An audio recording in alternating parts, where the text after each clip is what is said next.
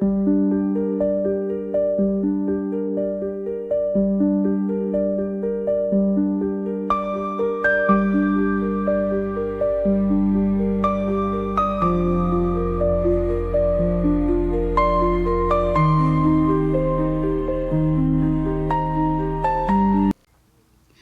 everybody, Kat here. Welcome to the channel. Hope you're having a great day. It's Wednesday morning, and it has been a busy week for the Royals. Tell ya, last week we saw William halfway across the world in Brazil to present the Earthshot Prize Awards and also deliver the speech for the COP30 conference. I've talked about that. We'll talk about it a little bit more. But yeah, so he only got home the other day, so it was a surprise to everybody when he popped up last night on Zoom of all things. You're not going to believe it. In America, we have, well, we're Canada, but in America, they have Dancing with the Stars. It is their version of Strictly Come Dancing. And right now, one of the contestants and hopeful to win is Robert Irwin, son of the late naturalist, right? So here we go at an intermission kind of thing.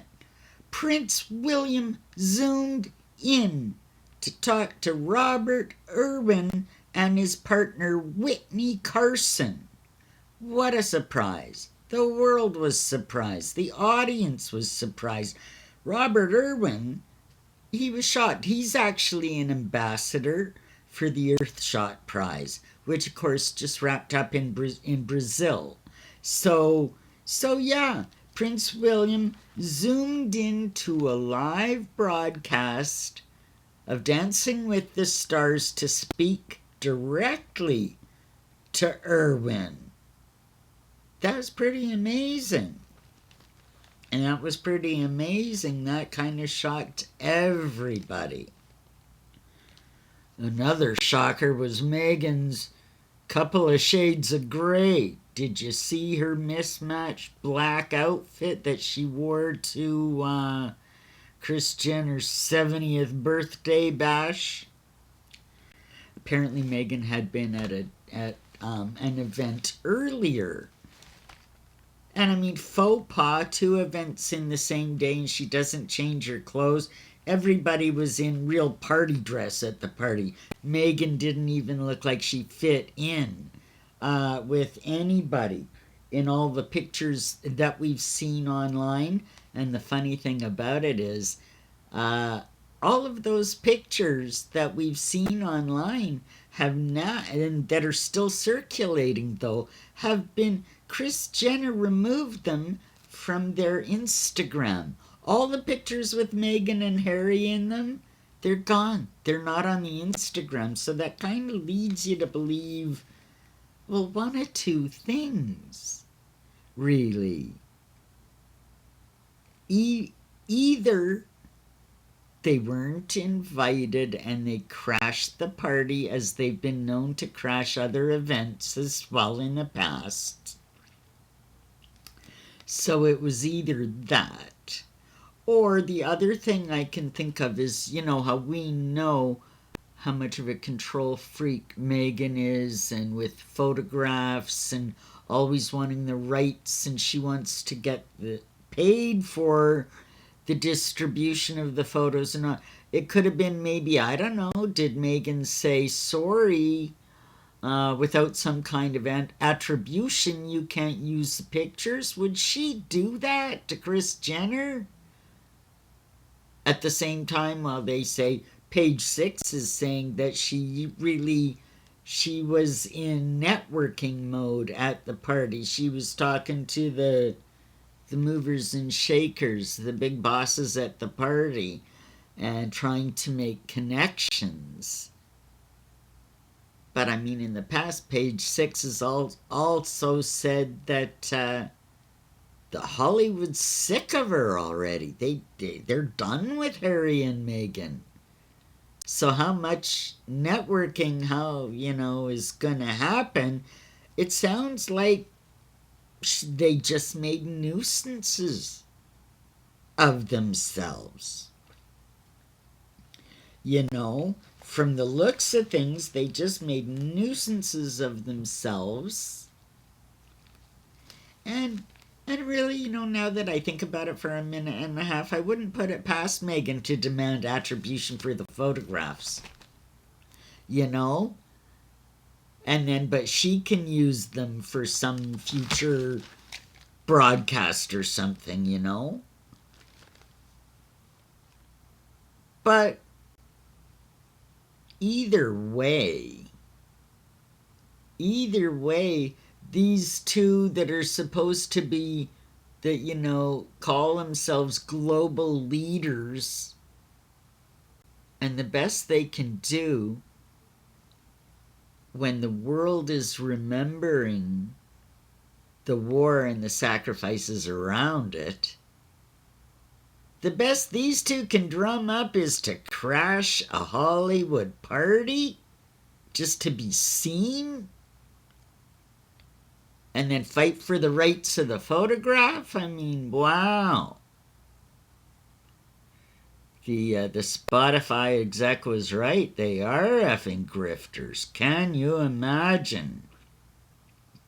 And I mean, this is on the back of Harry had made a faux royal tour up here to Toronto last week for, veterans issues and things like that for the upcoming Remembrance Day, right? And one of the appearances, one of the things that he did while he was here was meeting vets at the Sunnybrook Hospital here in Toronto. Well, come to find out, his PR team had sent a memo to the hospital and then emails to the vets and their families stipulating that while Harry was visiting with the patients, no friends, family, or visitors were going to be allowed. The audacity of this guy. A fully staged photo op. And we're to believe, he's the good guy here for showing up to the party with a poppy on, and Meghan couldn't find one. Shameful. I mean, those two are just the lowest of the low. Well, almost we have to talk about Andrew and Sarah. From the sounds of things at Royal Lodge, Amazon packages are piling up, littering the entry as cases of champagne are being delivered, and still no concrete news of what's next for Andrew and Sarah. Somehow, negotiations are still going on. Like Andrew should have any leg for negotiation, but what's in the offing? Well, millions of pounds by way of a settlement. How much? We don't know. Where are they when are they going to move out of Royal Lodge? We don't know. Where'll they go? There's been a lot of speculation about Andrew. Couple of thoughts about Sarah, but we don't know. We don't know. What we do know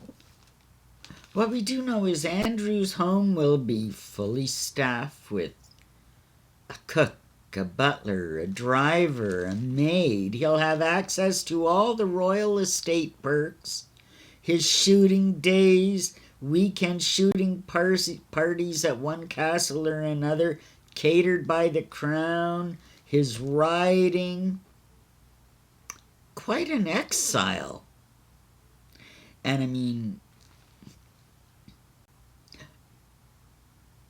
mistakes have been made, but I mean, Charles has made a terrible error again just recently, in my opinion, by boosting Princess Beatrice's profile. He's given her a position within the Outward Bound organization. And I mean, that's Prince Edward. It originated with Prince Philip. So yeah, she is now a member of the board.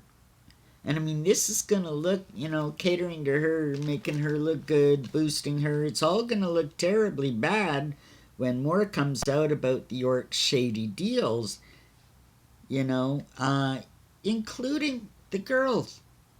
We know about one. We know about the court case of the rich, I believe she was Russian, millionaire that hooked up with one of Andrew's shady bank associates. Now, she gave Shady Bank Associate millions of dollars to try to get out of move some of her money out of the country. She was also looking for a passport and a real estate deal. Somehow, between all this little connections, because what ended up happening, it has now been sent to court. Said millionaires is suing shady banker, and you would guess whose names pop up in the middle of the court case. Andrew and Sarah and Beatrice and Eugenie somehow benefited from the funneling of this money from millionaires to shady banker. Somewhere in the mix, Andrew ended up with $750,000. Sarah ended up with about $75,000. Beatrice and Eugenie both profited by about $25,000. And even in the midst of the court case, nobody could come up with a straight answer of why they got money and what it was for.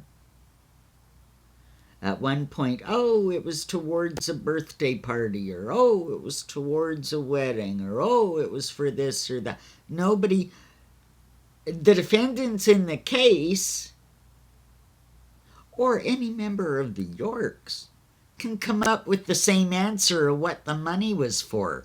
And the Beatrice, you would think, whether you're rich or not, but $25,000 from a random person you've never heard of just kind of shows up in your bank account and you don't question it?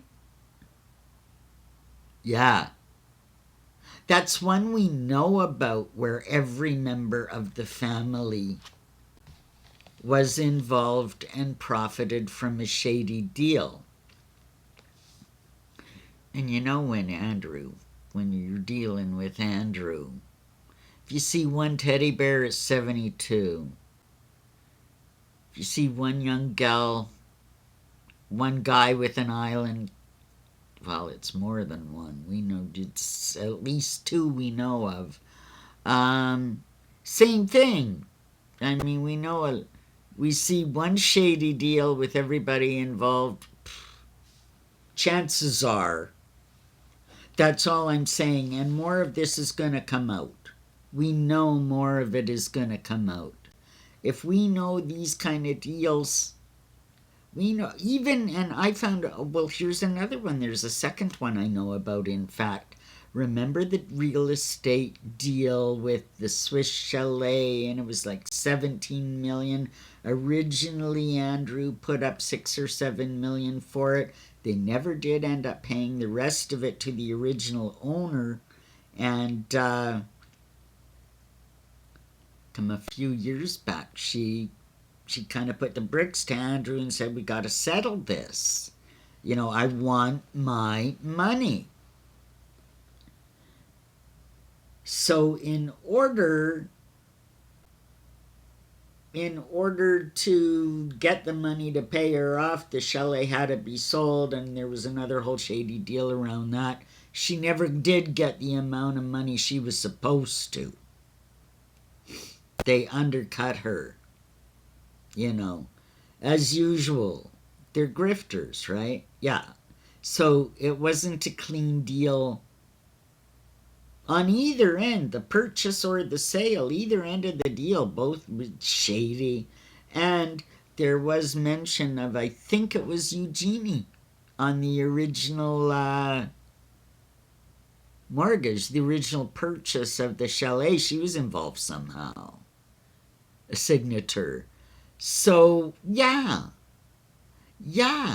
shady deals. And the girls are not exempt. To what degree they're involved,